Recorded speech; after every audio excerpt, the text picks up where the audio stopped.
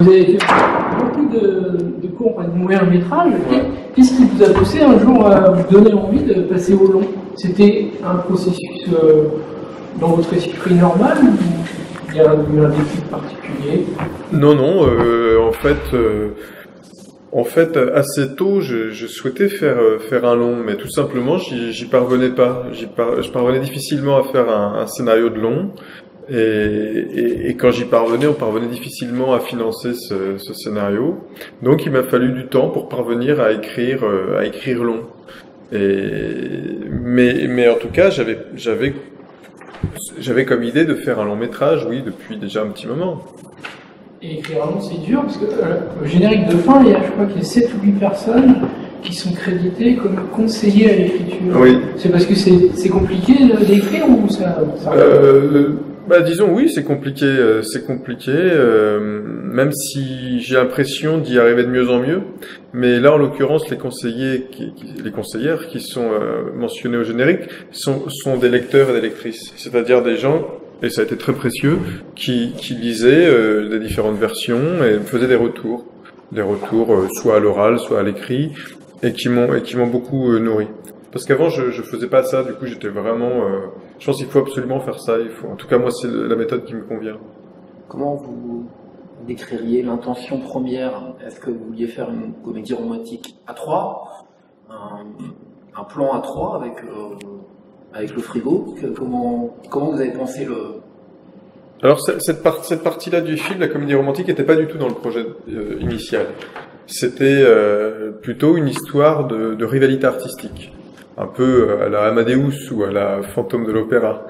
Mais il m'a semblé que... Je suis assez intéressé finalement dans l'idée d'aller vers un cinéma de genre ou un cinéma populaire et de faire en sorte que des idées qui puissent être étranges soient acheminées dans des formes qui, elles, sont plus communes. Donc ça m'intéressait de passer par le filtre de la comédie romantique.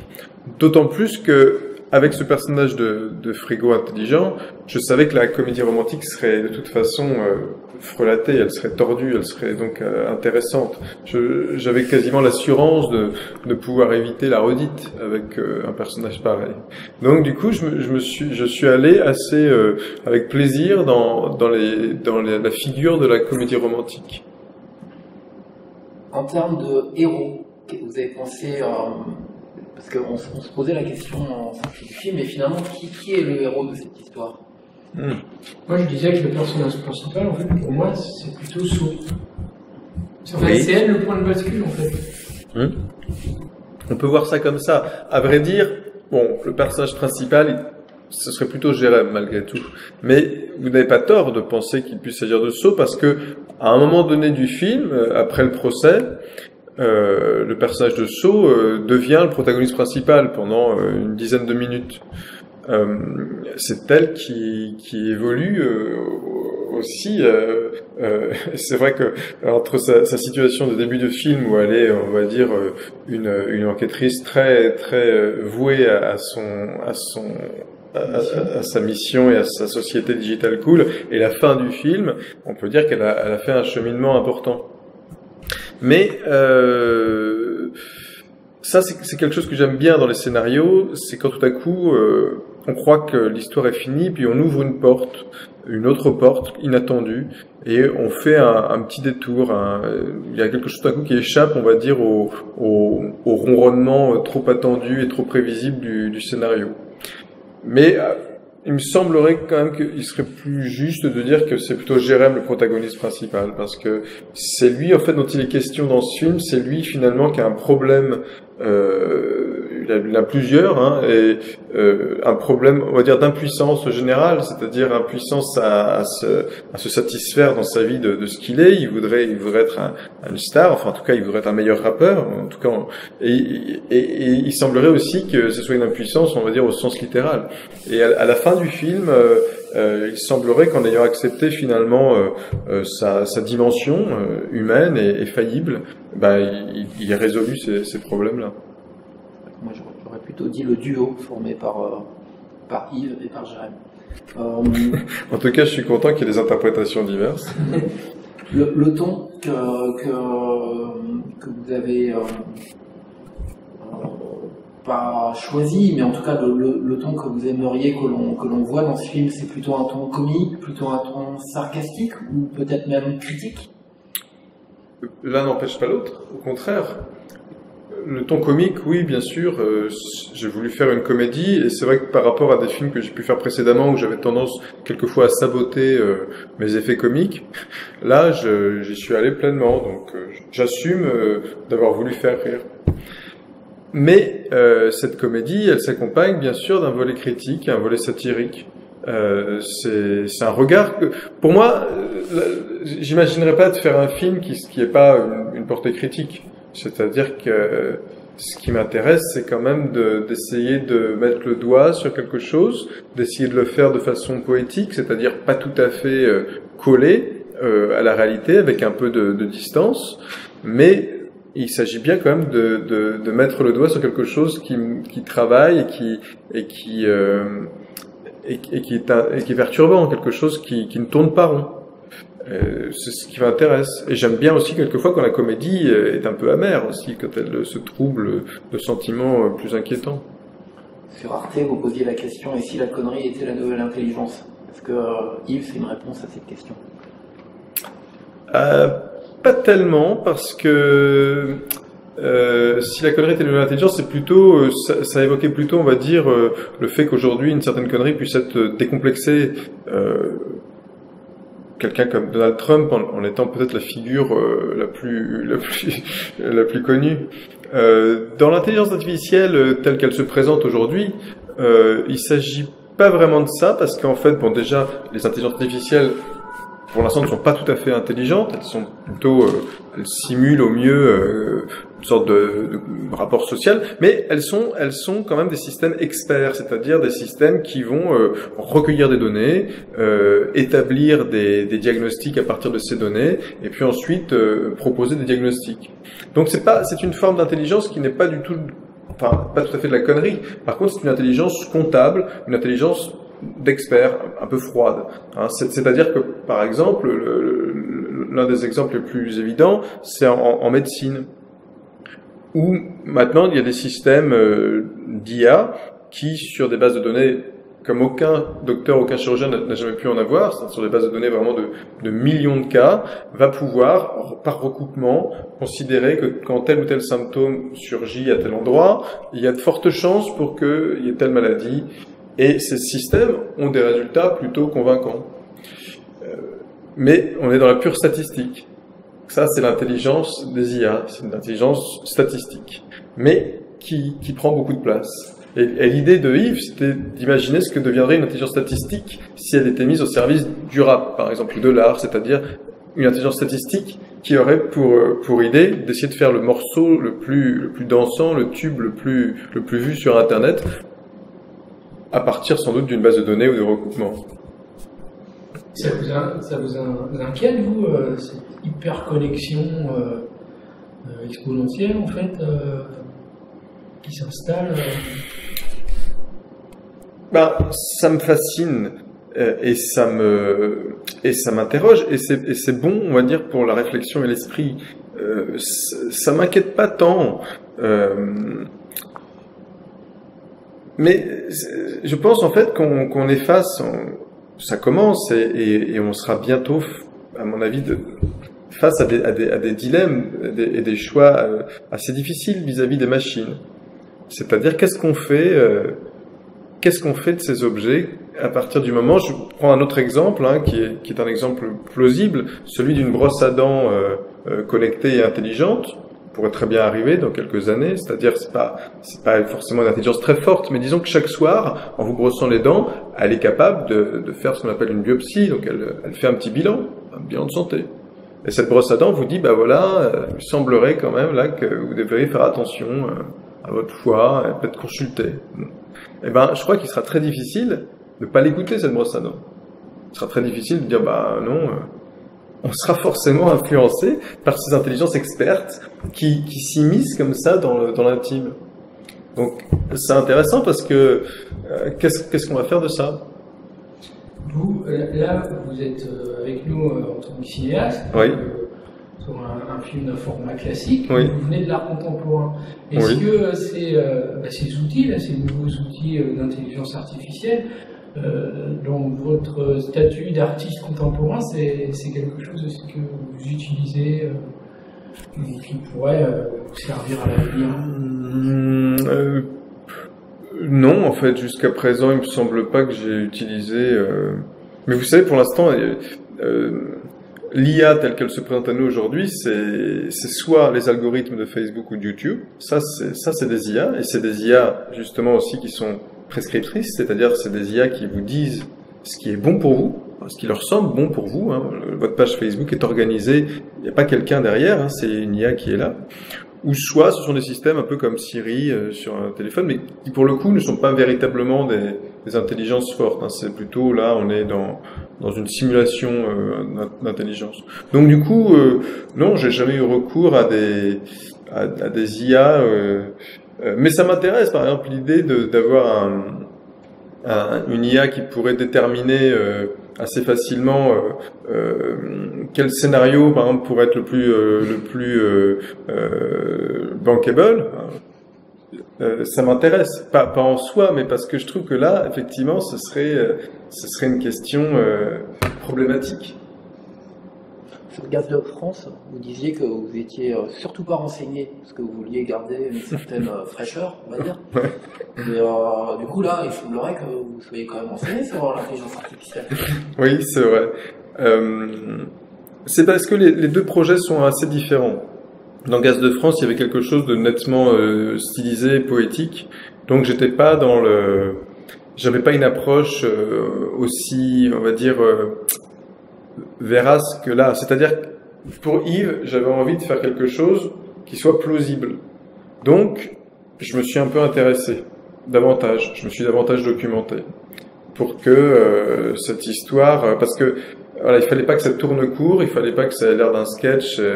C'est pas juste je veux dire, ce frigo, c'est pas juste un bon génie qui arrive comme ça de nulle part. C'est un processus plausible, hein, même s'il n'existe pas encore tout à fait. Disons que l'idéologie et la technique qui sont derrière, elles existent déjà, elles. Le frigo et son intelligence artificielle, vous évoquez l'intelligence statistique qu'il y a derrière, mais on voit bien que dans le scénario, vous avez surtout cherché, et particulièrement celui-là, peut-être plus que son homologue, à l'humaniser. Donc à lui rajouter des sentiments, mais aussi des pulsions et des faiblesses. C'était une intention qui est venue petit à petit au fur et à mesure de l'écriture, ou dès le départ vous saviez que vous vouliez explorer ce côté faillible?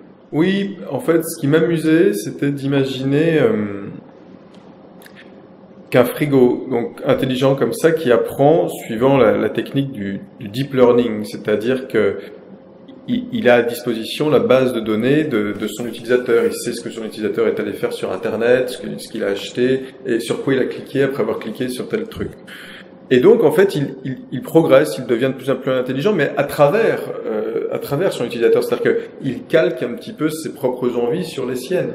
C'est pour ça que Yves développe aussi une sorte de désir pour Saut, de la même façon que Jérém. Ça m'intéressait bien sûr parce que j'avais lu une brève de comptoir qui m'avait fait sourire. Un type dans un bar disait à propos des robots, les robots, il faudra pas qu'ils deviennent trop intelligents quand même, sinon ils voudront plus rien foutre. Et cette idée était assez jolie parce qu'en fait, on se disait effectivement, la vraie intelligence, l'authentique, consisterait à ce qu'à un moment donné, le robot se dise, bah, quoi bon tout ça en fait? Pourquoi j'aurais cette efficacité? Et donc, c'est ce que j'ai essayé d'imaginer à la fin du film, c'est qu'un robot, tout à coup, et ça, ce serait pour nous une aubaine, parce que c'est pas du tout sûr que ça se passe comme ça, mais c'est que les intelligences artificielles, véritablement intelligentes, se disent, bon, à quoi bon, quoi. Est-ce que dans le processus d'écriture, parce qu'au final, le film atterrit sur une forme, on va dire, classique, avec je parlais de comédie romantique, mais c'est plus global, le scénario classique en 3 actes, 12 mouvements, emprunté au mythe, qu'on revoit dans beaucoup de films. Mais est-ce que vous avez réfléchi à un moment à aller vers une forme qui soit encore plus déroutante, plus osée, et qui aille avec l'idée de départ qui, elle, clairement, cherche à poser une frontière, enfin à dépasser une frontière. Non, en fait, je pense que comme le sujet était un peu étrange, encore une fois, ce qui m'intéressait, parce que je voulais faire un film un peu plus large, c'était de pas hésiter, au contraire, à rentrer dans des conventions. Parce qu'avant, je pense que j'encourais souvent le risque d'un double décalage, c'est-à-dire décalage du sujet, puis décalage de la forme. Et bon, je sais pas, hein, peut-être que j'y reviendrai, mais il me semblait que ça faisait peut-être un décalage de trop. Donc là, en fait, bon, je poursuis finalement mon expérience du cinéma, je regarde, je suis encore débutant, et du coup, là, j'ai tenté d'aller vraiment, d'embrasser on va dire les conventions. Bon, encore une fois, je me suis d'autant plus permis de le faire que je pense qu'avec ce personnage, qui n'est pas seulement un personnage, mais qui influe sur toute la mise en scène quand même, quand on a un personnage comme ça, qui est un personnage immobile, avec ce personnage, j'encours pas trop le risque quand même de faire quelque chose de trop vu et revu, quoi. Est-ce que vous avez en tête du coup des exemples de choses qui, par rapport à cette nature conventionnelle que vous souhaitiez, que vous avez censuré du coup, et qui vous ont traversé l'esprit? Ce que j'ai censuré, enfin censuré c'est un grand mot, c'est plutôt des digressions en fait. Parce qu'avant j'avais plutôt le goût de la digression. Là j'ai essayé de rester sur mon sujet. Je digresse un peu justement après le procès, quand il y a l'épisode So, la relation entre So et Yves. Mais même cette digression-là, elle reste quand même dans le sujet et elle va rebondir ensuite. Donc ce que j'ai censuré, comme vous dites, même si c'est pas tout à fait le mot, c'est surtout ce que j'ai finalement pas souhaité avoir, c'est des choses trop digressives par rapport au thème. Je me suis tenu en fait à rester dans le thème. Pour pas que ça s'éparpille et que ça s'affaiblisse. Parce que c'est vrai qu'avec un sujet comme celui-là aussi, on aurait pu imaginer aller plus loin encore sur ce que l'intelligence artificielle pouvait apporter à ce personnage, que ce soit sur les défauts ou voilà, vous jouez un petit peu des fois avec bien sûr, frontières. Mais vous savez, il me semble que le récit va assez loin quand même. D'avoir des machines qui s'affrontent à l'Eurovision, c'est quand même déjà pousser le bouchon un peu loin. Donc, oui, pour moi, en tout cas, je dis pas qu'on n'aurait pas pu faire autrement. On pourrait faire un film différent, mais encore une fois, mon projet, c'était plutôt d'aller vers un, comment dire ça, parce que c'est pas non plus la convention, mais en tout cas d'essayer de garder une structure assez simple et de façon en fait à attraper peut-être des gens qui sinon refuseraient de rentrer dans ce récit. L'un des personnages importants du film, c'est Philippe Catherine. Et ce qui est surprenant, c'est qu'on ne le voit pas créditer des musiques. Alors, certes, vous avez travaillé avec Bertrand Burgala et avec Mime, des rappeurs, mais c'est étonnant de ne pas avoir cherché à composer avec Philippe Catherine. Bah non, c'est pas si étonnant que ça, parce que vous savez, Philippe Catherine, il est comédien. Donc dans Le Grand Bain, c'est pas lui non plus qui a fait la musique. Non, mais comme c'est un film musical. Oui, bien sûr. Non, il se trouve que en musique, je suis assez fidèle à Bertrand Burgala, qui avait composé déjà la musique de Gaz de France. Et puis là, j'ai eu besoin d'authentiques rappeurs pour faire une musique qui soit vraiment du rap, parce que c'était important dans le scénario. Bertrand, malgré tout son talent qui est important, le rap c'est pas tout à fait son truc. Disons qu'il aurait fait un rap à sa façon, qui n'aurait pas été un rap véritablement crédible dans le film. Donc très vite, avec Bertrand, d'un commun accord, on s'est dit on va aller chercher des gens qui font du rap. Philippe, là aussi, son talent est grand, inutile de le préciser, mais il aurait probablement aussi fait quelque chose qui soit un peu à sa sauce et un peu différent. Donc j'ai pas ressenti le besoin de le solliciter sur le terrain musical. Peut-être un jour, hein. C'est pas lui qui chante sur le générique de fin? Non, c'est une chanson de Bertrand Burgala. D'accord. Et donc, comment vous avez pensé son personnage à lui? Est-ce qu'il était à l'écriture dès le début du projet, ou est-ce qu'il est venu se greffer par rapport à ces trois personnages principaux que sont le frigo, Jérém et So? Non, c'est une structure aussi assez simple, c'est le comparse. C'est le comparse de Jérém, il était là très tôt dans le scénario, de la même façon qu'il y a Nicole, qui est un peu la comparse de So. On est là quasiment chez Molière avec le héros et les personnages secondaires.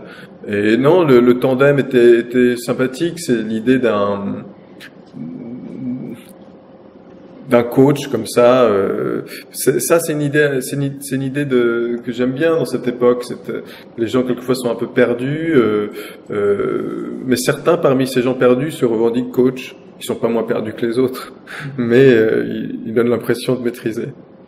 Et donc, parlons du casting. Comment vous l'avez composé, ce casting? J'ai d'abord composé avec William, c'est-à-dire que c'est William qui est le premier comédien que j'ai vraiment recruté. Bon, bien sûr, j'avais un rôle déjà en tête pour Darius, parce que c'est un comédien avec qui je travaille tout le temps, donc Darius, je le voyais bien en Roger Filéa. Philippe, Catherine, Alka Valbir sont des gens aussi avec qui j'avais déjà travaillé. Mais donc, il y a eu William.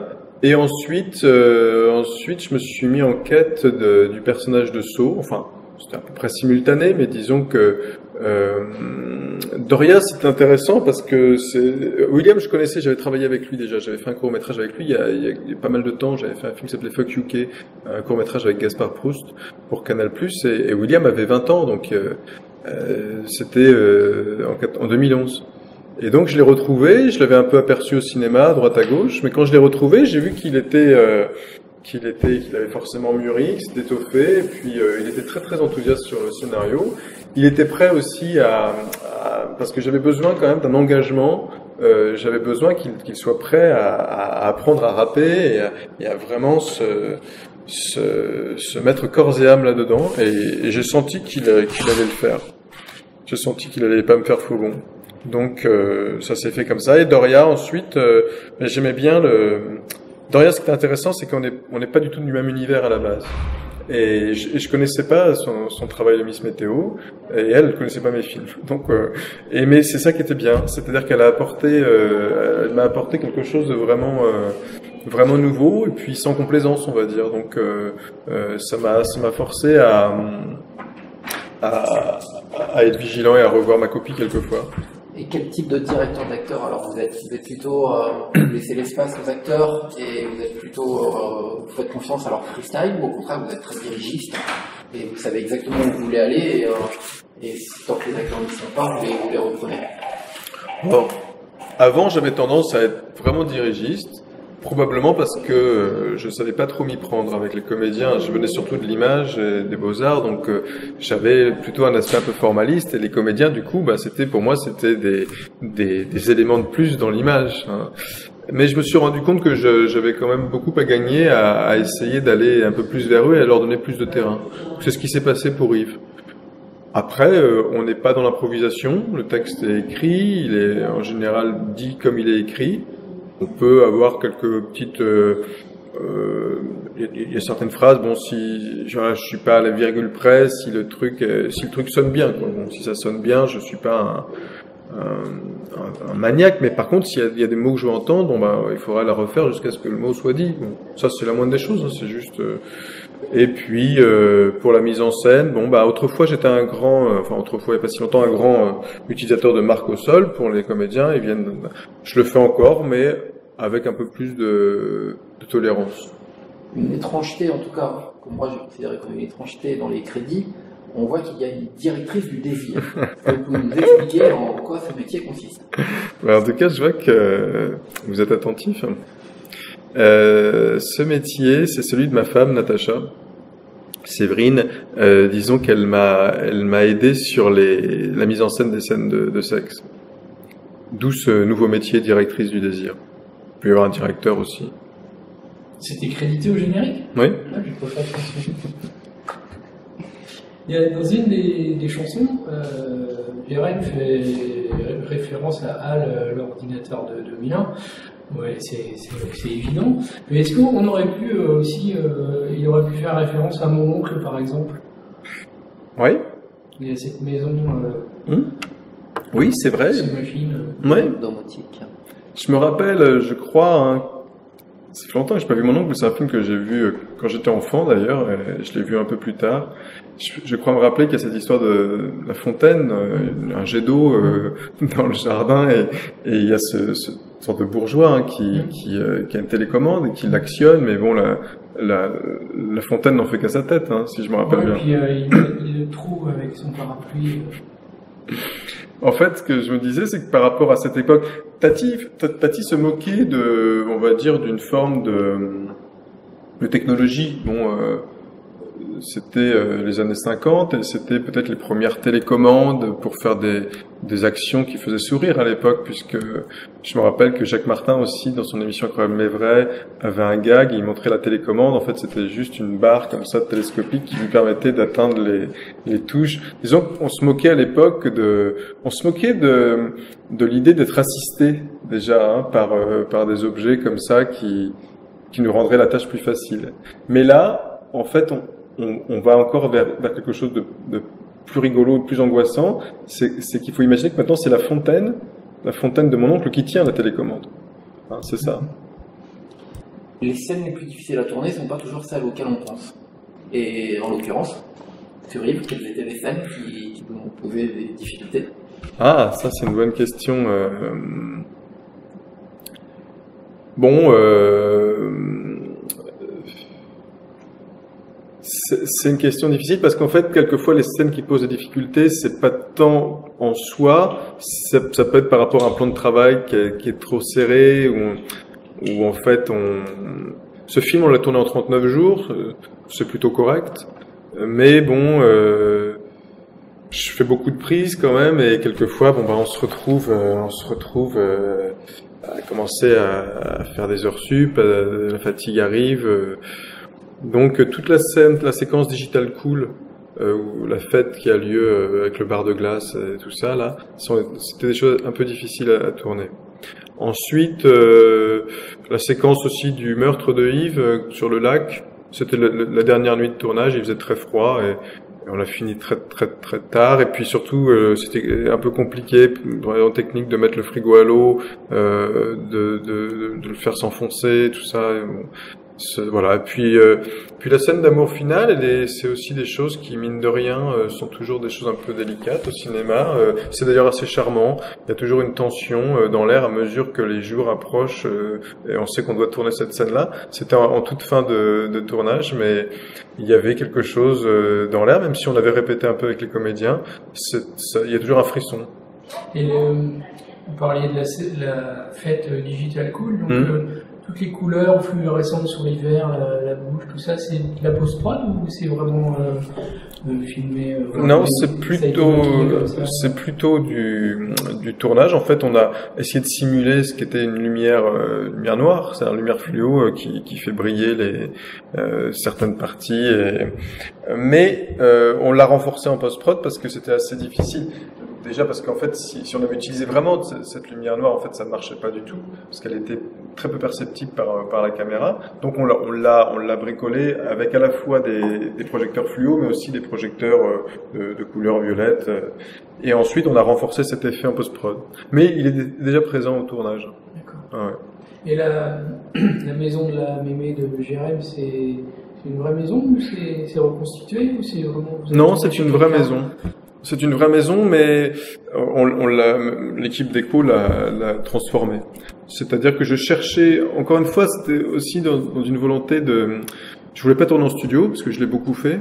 J'en avais un peu marre. Et puis surtout, je sais que le studio, même quand c'est très bien fait, bon, bah, c'est le studio et ça déréalise comme toujours un peu les choses. J'avais un petit peu envie d'ancrer l'histoire dans une réalité un peu plus tangible.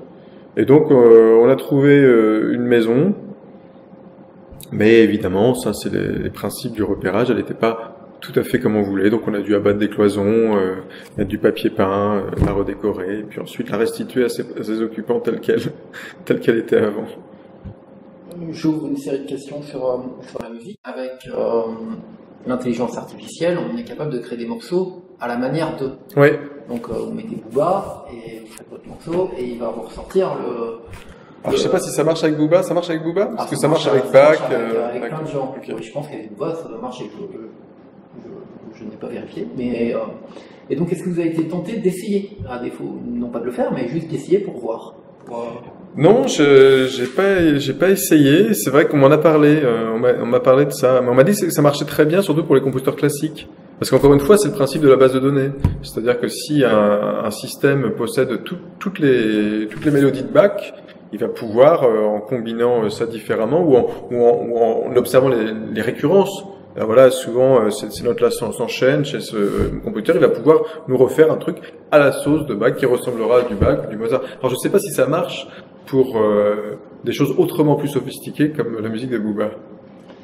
Les morceaux de rap, c'est vous qui avez écrit toutes les paroles? Ah non, au contraire, j'en ai écrit très peu. Les paroles, vous êtes crédité sur... Oui, je suis crédité. Voilà, non, c'est principalement Tortoise. Moi, je suis crédité parce qu'en fait, j'avais écrit les titres de ces chansons et quelquefois, j'avais écrit quelques lignes qui donnaient, en tout cas, la direction. Mais ensuite, c'est Tortoise et c'est principalement lui qui a écrit ces textes parce que j'avais besoin là encore d'un authentique rappeur. Il a écrit des choses que j'aurais jamais osé écrire en fait. Il est allé dans quelque chose quelquefois d'assez gras, puis aussi des fois dans des choses très inventives et très drôles. Ça devait puer le rap en quelque sorte, ce que j'aurais été incapable de faire. Donc moi je pue la variété plutôt. C'est du premier degré à fond les ballons. Exactement. Et avec Bertrand Burgala qui est un musicien iconoclaste et qui se joue, et qui a pris aussi dans son univers, qui se joue pas mal aussi du deuxième degré. Comment vous avez travaillé? Parce qu'en plus, sur l'Eurovision, là, vous avez fait un peu plaisir sur ces aspects musicaux. Est-ce que vous pouvez nous dire un peu comment... Oh, bah ça, pour l'Eurovision, c'est sûr que c'était pour Bertrand quelque chose de très amusant à faire. Là, on est vraiment dans le pastiche. Ce qui est pas forcément d'ailleurs quelque chose qu'on retrouve dans le reste du film, mais là c'est un moment pastiche, donc faire une chanson en portugais, mais on a toujours en tête quand même quand on fait un pastiche, c'est que ça soit quand même chouette et bon et beau.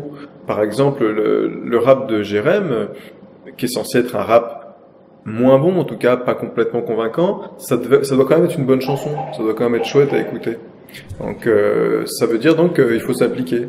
Et donc la chanson en portugais, qui est un fado comme ça très larmoyant, les paroles décrivent, c'est un aspirateur qui chante, et les paroles décrivent l'histoire de cet aspirateur qui ramasse les miettes d'une femme dont il est amoureux. Et la chanson en italien, tout ça, on s'est beaucoup amusé à le faire, oui. Le clip de la chanson principale, qu'on va appeler Crabe comme pendant le procès, on va dire, il a déjà 315 vues sur Internet. 380 000. Ça dépend quelle version on regarde. Ah, vous avez dit 315? Oui, mais j'ai pas regardé la bonne version. Le succès, il a été calculé. On va voir. Si on dépasse le million, on pourra dire qu'il y a un doute. Ils ont été aidés par une intelligence artificielle. Mais si c'est pas le cas, on se dira non. C'était vraiment des humains derrière. Il y a un vrai clip. Mais on va être obligé d'écouter un petit peu. On voit pas le temps passer. Hein. Ouais. Quelle heure il est? Il est 50. Et 19h50? Ouais. Et ils sont en bas. Nos amis? Ah, ils sont arrivés? Bon, peut-être une dernière question? Une dernière question. Allez. L'accueil du film lors de la clôture de la quinzaine?